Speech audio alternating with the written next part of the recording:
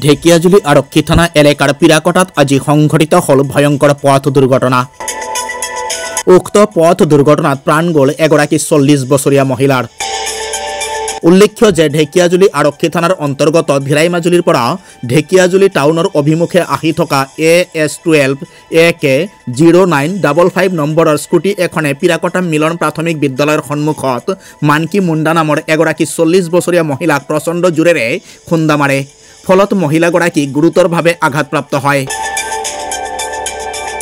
লগে লগে মহিলাগৰাকীক সংকটজনক অৱস্থাত ঢেকিয়াজুলি শ্বহীদ মনোবৰ নাথ সাময়িক স্বাস্থ্য কেন্দ্ৰত চিকিৎসাৰ বাবে আনে যদিও চিকিৎসকে মহিলাগৰাকীক মৃত বুলি ঘোষণা কৰে।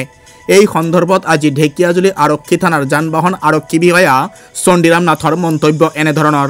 আজি ৰাতিপুৱা ভাগত এজনী মাইকী মানুহ পিৰাকটা চেণ্টাৰৰ ওচৰত স্কুটি আৰোহী খুন্দা মাৰি দিয়ে। ফলত মহিলাগৰাকী গুৰুতৰভাৱে জখমপ্ৰাপ্ত হোৱাত ঘৰৰ পৰিয়ালে ঢেকিয়াজুলি CHCলৈ লৈ আহে চিকিৎসাৰ বাবে আৰু ঢেকিয়াজুলি CHCত ডক্টৰে মৃত বুলি ঘোষণা কৰে। মহিলাগৰাকীৰ বয়স কিমান হ'ব? 40 বছৰ হ'ব। তেখেতৰ নাম কি আছিলে? মানকী মুণ্ডা।